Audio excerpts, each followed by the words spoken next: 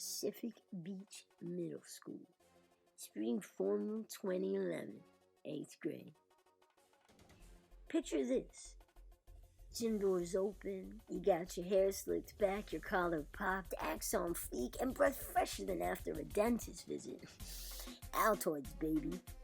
You strut your stuff, swag, walking your way over to ask Stacy Brenner, the chick of all chicks at PBMS, if she wants to dance. She says yes. She tells you she wishes you'd asked her sooner, and it's too bad the year's ending. She couldn't be more right. She leans in closer, lip gloss shining, sweet mint and strawberry making its way to your nose. She looks up into your eyes, blinks once, then twice. It's a slow blink. That's your cue to seal the deal. You close the gap and... Dude, you're doing it again, bro. And that will be reality. AKA my best bro Josh slapping me out of my Stacy-laced days. And unfortunately, reality ain't too pretty. Ow, man! You didn't have to hit me so hard. A shriek voice cracking through one too many octaves. Nah, dude, I did. You started kissing the air or some shit, and that's straight up weird. Josh says, and then makes a point to step at least 3 visible feet away from me in his brand new Air Force Ones. I get it, I'm not exactly the Beebs over here, but you could be a little less obvious about it. I was not. I was just getting my head in the game to ask Stacy Brenner if she'll dance with me. Dude, I even asked the DJ to play some old school Frankie J. I start humming this famous track Obsession and waggle my brows as I sling my hands through 2 layers of hair gel. Josh is quiet. And then he's not. Nuh-uh. Absolutely not. Just stop. People be looking at you. And Stacy? Blonde, B-cup to the fullest Brenner Stacy? Body rolling over there, Stacy? He points her on the dance floor as a nod, yeah, to every version of Stacy rattling out of his mouth. He points across the crowded gym to where she's swaying her hips back and forth on the dance floor. Her blonde hair's brushing her shoulders as she moves in time with the bass line. My mouth pops open, not because I wanted to, but because that's what she does to me. Doesn't matter where or when. Math class, science class, social studies. I can't not stare at her. And since I'm already looking, what's the harm in checking her out for just a little while? Little man, I'm saying this because I love you, but that's never gonna happen. And even if it did, she wouldn't dig that rock hard hair. Is that gel? Dog, that ain't even a thing anymore. Is too. And look at you. What's with the suit and tie? It's an 8th grade dance, not your first communion. There are times when you know your best friend's being so blunt it physically hurts. I know Josh always has my back. He's had my back ever since the start of middle school when we both found out we had failing English grades in common. We both had to put in extra hours to pass or whatever. People ragged on him as being the dumb kid in class since he's a year older, but he's only behind because his family moved over from Colombia and it was better for him to repeat. People rat on me for other reasons, but it's not so bad when Josh is around. He's got a whole year of extra muscle than the rest of the guys, so nobody messes with him. He definitely packs a punch. And so does his way of telling the truth. Josh's rapid-fire words hit like cleats to the ball sack. No matter of fact, look he's got on his face right now isn't helping my confidence either. Personally, I think I look as good as can be. All 5'3" of me. A couple pimples here and there, but nothing that'll leave me looking as bad as PBMS's least eligible bachelor, Kevin Craterface McNulty. In 7th grade, everyone called him Pizza Face.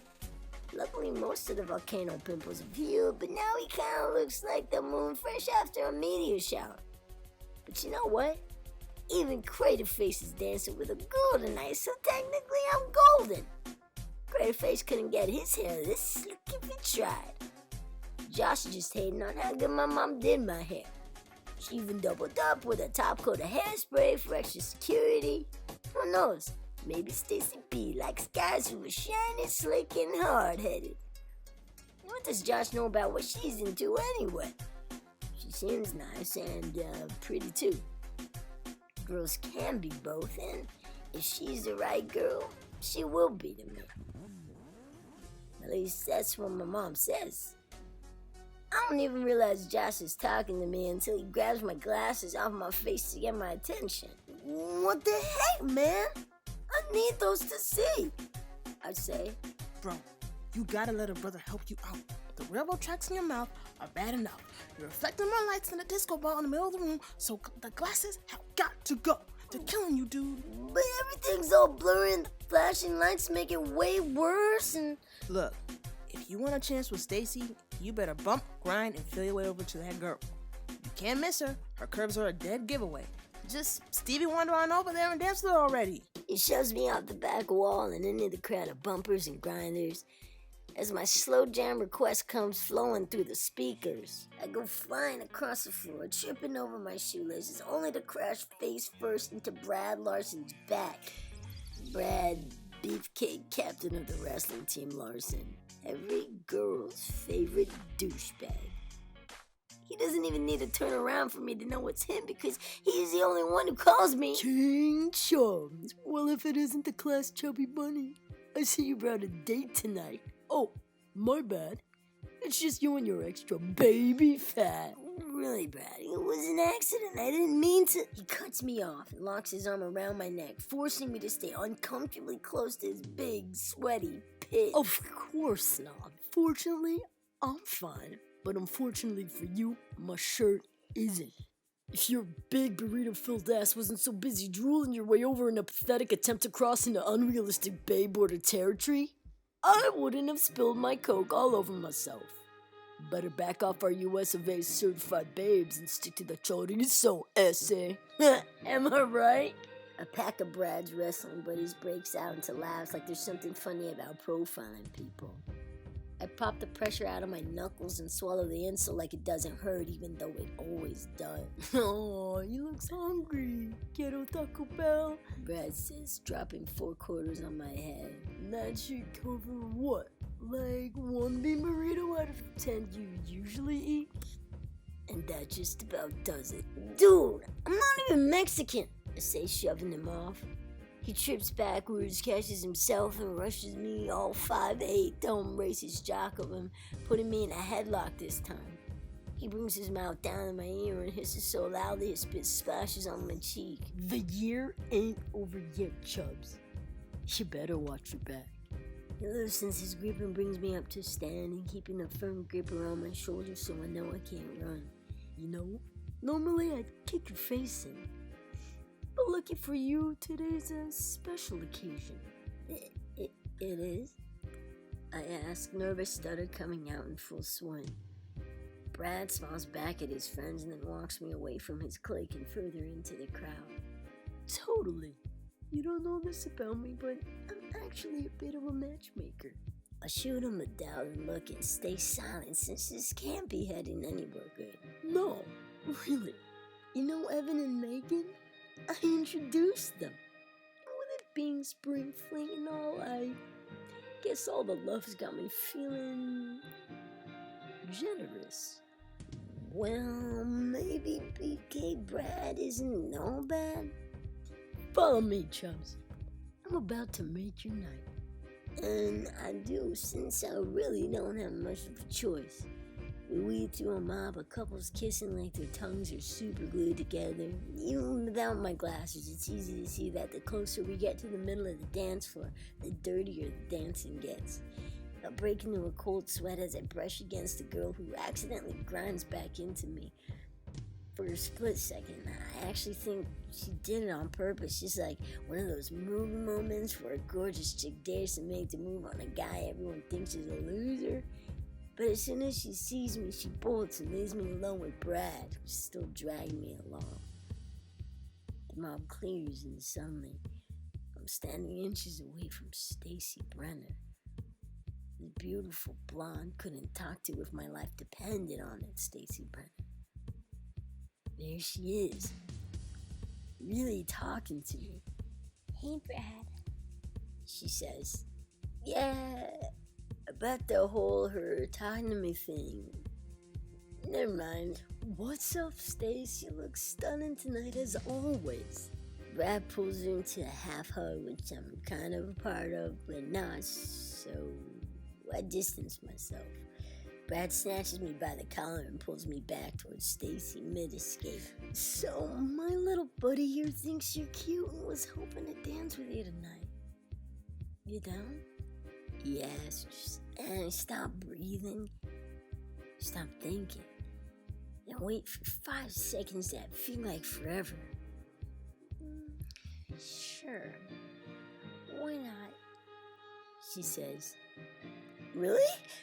I stammer out, voice cracking like a Canadian goose. She said yes. Stacy, the be-all and all of bodacious babes Brenner, said yes. To me? And I can't believe it's finally happening. Every fantasy I've ever had playing out in real life. They usually go something like this. In my mind, some cooler version of myself struts across the scuffed floor, takes her by the waistline of her miniskirt, and dances with her like a boss. Never mind the fact that I got my dad's non-existent sense of rhythm. In imagination land, I'm a champion on Dancing with the Stars. I take her by the hand and twirl her around and face me while her flat iron hair brushes against my face. But hey, even if it smells like burnt chicken, it feels like feathers. Angel feathers. I slide my hand around her neck when Drake comes on and pull her close till her lips are inches away from mine. And in that moment, I realized that I probably should have listened to my mom when she told me to put on chapstick early. No girl likes crusty lips. But I go for the kiss anyway. I close in, flash her sideways smile, neon green braces catching the neon lights. And right before the magic happens, she screams. As in, top of her lungs, full-on screams. And it's not until I've lost 80% of my hearing that I suddenly realize that I actually just tried to live out that fantasy. For real. With Stacy Brenner. The whole dance floor stops what they're doing to look at me standing there with my sweaty palms all over Stacy Brenner, who is absolutely mortified. I wait for Brad to save me or step in and explain things, but he's standing right next to Stacy, laughing so hard his head looks like it's ready to explode. I step backwards towards the crowd, but a huge pair of hands grabs me by the shoulders and holds me still. Where are you going, chumps? Don't you want Stacy to see the real reason why you have that name? It takes less than 3 seconds for someone to ruin your life. 2 hard tugs send my pants straight down to my ankles, and polka dot boxers along with them. Everyone gasps as their eyes find their way over to my bottom half and my whole face catches fire. I try telling myself this isn't happening. But it is. Look, Brad, King Chubs ain't really king of those kind of chubs. You get me? The voice of one of Brad's bros cuts across the crowd, bringing even more attention than the hardest version of the little guy I got downstairs. And all I managed to do is stand there, paralyzed. Eyes stare, fingers point, and a sound of confident, shattering laughter blares all around me, cutting me down. And if things can't get any worse, instead of walking away or slapping me like a half-decent person, Stacy lets the whole world know just how much she regrets the whole situation by drop-kicking me in my already obvious, not-so-obvious hard-on.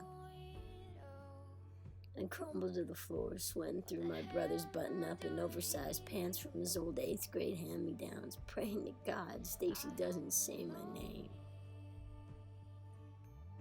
But in my reality, she does. Elias King the Creep. and it becomes a whisper on everyone's lips. The reason everyone's laughing in the story everyone tells at school on Monday. And the Monday after that. And all the way until the year ends. 8th grade finishes badly. I'm less than nothing on the social food chain, a loser, a weirdo, some nobody, until I decide to turn it around. Now, picture this moment. Summer hits, so does puberty. Braces come off, body fills out, above and below the belt line. And finally, a boy becomes a king. New school, new king, no rules. Where nobody remembers your history. And everyone will know your name.